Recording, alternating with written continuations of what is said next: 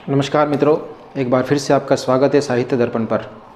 जैसा कि पिछले वीडियो में हम बात कर रहे थे कॉलेज लेक्चरर के जो पेपर हैं उनको सोल्व करते हुए कि किस प्रकार के प्रश्न आरपीएससी पूछती है और किस प्रकार से आप तैयारी करते रहें।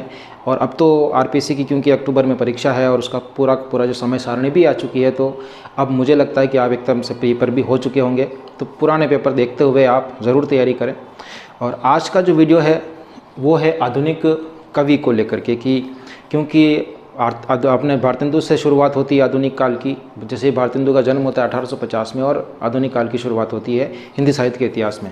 उससे पहले यानी कि आदिकाल, भक्तिकाल और रीतिकाल को लेकर के अगर मोटे मोटे तौर पे अगर हम कवियों की लिस्टेड अगर उनको करें हम, तो 50-60 तकरीबन इतने ही कवि आपको मिलेंगे जिनको आपको पढ़ना है और जिनको घोटना भी है। उनके साथ ही उनके जो कोटेशंस है जो मैंने पेपर सोल्व करते समय भी कई बार बताया था कि आप आचार्य शुक्ल की किताब और नगेंद्र से और वगैरह इनसे पढ़ें, ताकि आपको सावधानी रहे और सतर्कता भी आपके साथ एग्ज़ाम में आप अच्छे से सोल्व कर पाएँ।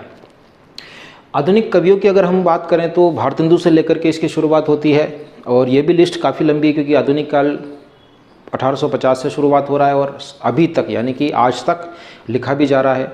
तो कौन महत्वपूर्ण है, किसको छोड़ें किसको नहीं छोड़ें, क्या मतलब ये कश्मकश की स्थिति बनी रहती है। यहाँ मैं सिर्फ कविता के संदर्भ में यानी कि आधुनिक काल में अगर शुरुआत करें भारतेंदु, फिर द्वितीय युग की, फिर उसके बाद छायावाद, प्रगतिवाद, प्रयोगवाद, नई कविता और समकालीन कविता में लेकर के जो बड़े नाम हैं कवियों को, उसको लिस्टेड करने की कोशिश मैंने की है। तो यूँ कह सकते हैं कि इनको छोड़ना किसी हालत में है ही नहीं। और यूँ भी मैं कहूँगा कि जहाँ तक मेरा अनुभव है, यहाँ तक इस फर्स्ट ग्रेड का एग्ज़ाम भी मैंने दिया और सेकंड ग्रेड का भी दिया, तो यहाँ तक आने तक का जो सफ़र है उसमें कुछ ऐसे ये कवि हैं जिनको आरपीएससी कभी नज़रअंदाज नहीं करती। वो कोशिश पूरी करेगी कि एक आध क्वेश्चन तो इनमें से ले ही लेवें। तो कुछ कवि ऐसे हैं भी हैं जिन्होंने कविता के क्षेत्र में तो अपना नाम कमाया ही कमाया, इसके अलावा उन्होंने उपन्यास भी लिखे, या फिर जैसे कि अज्ञेय की अगर हम बात करें तो उन्होंने कविता की हर विधा में माफ़ कीजिएगा, हिंदी साहित्य की हर विधा में अपनी कलम चलाई, लेखनी चलाई। तो कौन उसके लिए ज़रूरी है। अभी फ़िलहाल हम कविता के क्षेत्र में किन किन का नाम है, तो पहले नाम पे आ रहे हैं भारतेंदु, जहाँ से इसकी शुरुआत होती है। दूसरे पे श्रीधर पाठक है। तीसरे पे अयोध्या सिंह उपाध्याय, जिनका पहला खड़ी बोली का महाग्रंथ है प्रिय प्रवास। फिर जगन्नाथ दास रत्नाकर है। उसके बाद मैथिली शरण गुप्त है जो कि द्वितीय काल के हैं। फिर माखनलाल चतुर्वेदी, जिनको एक भारतीय आत्मा के नाम से जाना जाता है। फिर आते हैं रामनरेश त्रिपाठी, पथिक, जिनकी मिलन पथिक और स्वप्न इनकी जो रचनाएं हैं। प्रसाद, जयशंकर प्रसाद, निराला, सूर्यकांत त्रिपाठी निराला, पंत और महादेवी वर्मा, ये चारों ही छायावाद के आधार स्तंभ है। तो इन चारों को विशेष रूप से आप इनकी रचनाओं को और इनकी रचनाएं आप जब भी याद करें, इनके साथ ही इन सब का जो भी आपके सामने मैंने लिखे हुए हैं, जो हुआ, जो डेट ऑफ बर्थ इनकी है, वो भी आप ज़रूर याद रखें जो आपके सामने लिखे हुए हैं। क्योंकि आरपीएससी भी जब प्रश्न पूछती है तो वो मान लीजिए कि इन चारों को दे दिया कि प्रसाद, निराला, पंत और महादेवी को क्रम से रखिए अपने जन्म के अनुसार, तब आपको दिक्कत का सामना नहीं करना पड़ेगा। इसलिए भारतेंदु का जन्म 1850 में हो रहा है। तो इस प्रकार से आप शुरुआत करें कि इनकी जैसे मैंने लिस्ट बना रखी है उसके सामने लिख दें कि इनका किन किन का जन्म कब कब हुआ है। तो ये चारों के चारों जो है वो छायावाद के आधार स्तंभ है। फिर आ रहे हैं बालकृष्ण शर्मा, नवीन, भगवती चरण वर्मा, सुभद्रा कुमारी चौहान। सुभद्रा कुमारी चौहान के बाद है हरिवंश राय बच्चन। फिर आते हैं श्याम नारायण पांडे। हरिवंश राय बच्चन जो कि हालावादी काव्य के प्रवर्तक रहे हैं। दिनकर यानी कि रामधारी सिंह दिनकर, जो कि भारत के दूसरे राष्ट्रीय कवि के तौर पर जाने जाते हैं। पहले मैथिली शरण गुप्त है। और तीसरे आते हैं अज्ञेय, सच्चिदानंद हीरानंद वात्सायन अज्ञेय, प्रयोगवाद के जनक भी हैं। और इसके साथ ही यहाँ एक बात और ज़रूर कहूँगा कि तार सप्तक जो इन्होंने संपादित किया अज्ञेय ने 1943 से लेकर के 1979 के बीच इन्होंने 4 तार सप्तकों का प्रकाशन किया। तो उन तार सप्तकों में पहले दूसरे के कवि तो हैं जो इसमें से काफ़ी सारे आपको मिलेंगे। तो चौथे और पांचवें में भी आप, माफ़ कीजिएगा, तीसरे और चौथे में भी आप याद रखना है कि इनके नाम ज़रूर आपको याद रखने हैं। क्योंकि जब भी सवाल आया है तो 2 प्रश्न कह सकते हैं कि आरपीएससी ने पूछे हैं, जो कि तार सप्तक से सीधे सीधे पूछे हैं कि कौन सा पहले सप्तक का कवि है, कौन सा दूसरा है, या फिर कौन तीसरे में नहीं है। इस प्रकार से आप जरूर कोई भी ट्रिकली लगा लें अपने हिसाब से, जैसे भी आपको जमे उस हिसाब से आप इनके ज़रूर याद रखें चारों तार सप्तकों के नाम। फिर आते हैं नरेंद्र शर्मा, प्रवासी के गीत, रामेश्वर शुक्ल, अंचल। फिर आते हैं प्रगतिवाद के नागार्जुन, शमशेर बहादुर सिंह, जिनको दोआब का कवि भी कहा जाता है, कवियों का कवि भी कहते हैं, केदारनाथ अग्रवाल। यहाँ एक और बात जरूर याद रखें कि केदारनाथ अग्रवाल और केदारनाथ सिंह दोनों अलग अलग हैं, और केदारनाथ सिंह तार सप्तक में है, अग्रवाल नहीं है। भवानी प्रसाद मिश्र। भवानी प्रसाद मिश्र के बाद आते हैं, इनकी प्रसिद्ध कविता है भैंसा गाड़ी। और फिर उसके बाद आते हैं मुक्तिबोध, गजानन माधव मुक्तिबोध, जो कि तार सप्तक में भी है। और फिर आते हैं त्रिलोचन शास्त्री। और फिर आते हैं नरेश मेहता, संशय की एक रात के लेखक है नरेश मेहता। फिर आते हैं धर्मवीर भारती, जिनका प्रसिद्ध जो उपन्यास है गुनाहों का देवता काफ़ी प्रसिद्ध रहा। अब इन्होंने जिस प्रकार से धर्मवीर भारती आ रहे हैं, तो ये पहले दूसरे तीसरे तार सप्तक में भी इनका नाम है।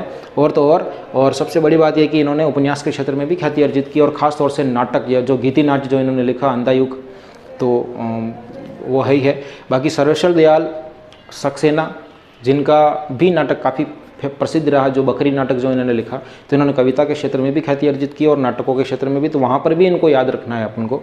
जगदीश गुप्त, जो कि नई कविता के कवि हैं, और कह सकते हैं कि नई कविता पत्रिका का प्रकाशन इन्होंने किया था जगदीश गुप्त ने, और वहीं से नई कविता की शुरुआत होती है, और नई कविता की तर्ज पे ही नई कहानी नाम आता है।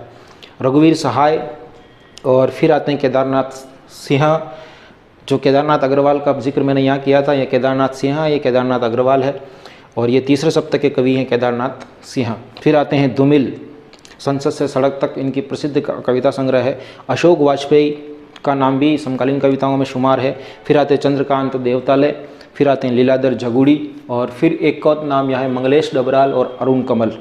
ये वो नाम है 36-37 नाम मैंने जो आपको बताए हैं, जिनको छोड़ करके किसी भी हालत में आपको आगे नहीं निकलना है।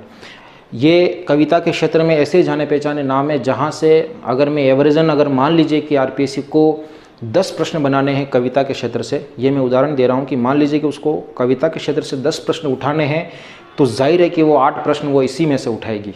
यानी कि 8 जो प्रश्न वो बनाना है आरपीएससी को, वो इन्हीं जो कवि हैं प्रसिद्ध आधुनिक, उनको वो लेगी। तो इसलिए आपको ये ज़रूर याद रखना है। इसके साथ ही जो कुछ ऐसे कवि जैसे कि प्रसाद है, जयशंकर प्रसाद की अगर मैं बात करूं, उदाहरण स्वरूप मैं बता रहा हूं कि जयशंकर प्रसाद कविता के क्षेत्र में तो इन्होंने नाम ख्याति अर्जित की, लेकिन उन्होंने कहानियाँ भी लिखी, क्योंकि प्रसाद के साथ साथ प्रेमचंद स्कूल और प्रसाद स्कूल दोनों बड़े कहानीकार हैं, तो इनकी कहानियों पर भी आपको फोकस करना है। फिर इन्होंने नाटक भी लिखे, नाटक के क्षेत्र में भी इन्होंने काफ़ी काम किया, तो इसलिए आपको प्रसाद के नाटक भी पढ़ने हैं।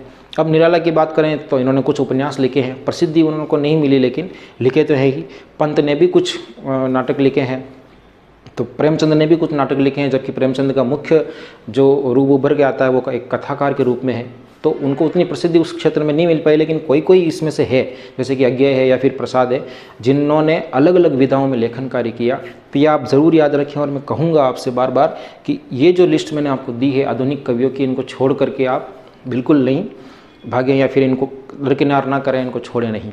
इसके साथ ही एक और बात मैं यहाँ ज़रूर कहना चाहूँगा कि आपकी जो तैयारी है वो प्रॉपर तरीके से चल रही होगी।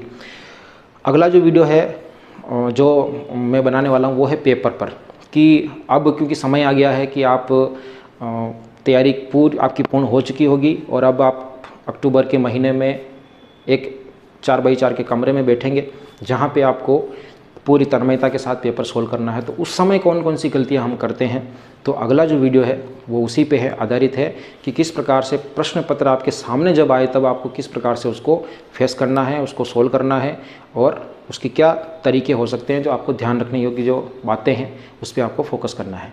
चलिए, तब तक के लिए धन्यवाद।